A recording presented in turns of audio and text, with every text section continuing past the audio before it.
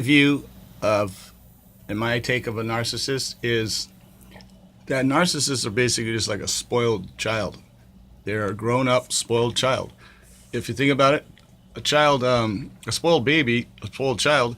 If you see them in the store screaming and kicking and biting and hitting their parents because they want something, they want some candy or something, and they ain't got no reasoning, no fairness, no if they deserve it or not, or anything like that. No such thing. They just want what they want, and that's all there is to it. They scream and kick and bite and everything, and that's exactly what a narcissist is. They don't have any idea of what's fair or what's right, or the other person, if they're harming anybody else, or what's fair or not fair, or what's what they deserve, that they got to work for things and get things. They're just used to somebody giving it to them.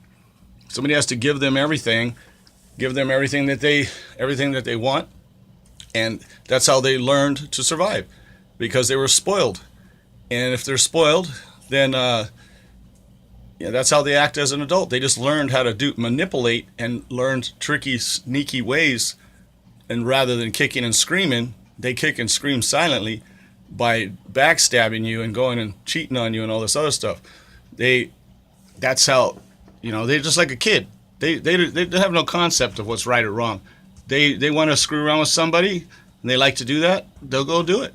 They go do it, and because the more wrong that we do, it's self-punishing. So we will do more and more wrong. They don't realize that they're compounding all their wrongs and bringing upon themselves more wrong, because every time we do wrong, it's self-punishing. Really, you'll see it. Experience it yourself. Test that and look and see for yourself that when we do wrong things, and even when they piss us off, and we lose our head and fall into it and say all kinds of shit that we didn't want to say, we actually get weaker and worse. So the more that we're in control of ourselves, the better we'll feel, and we'll sustain our happiness and not fall into their mess.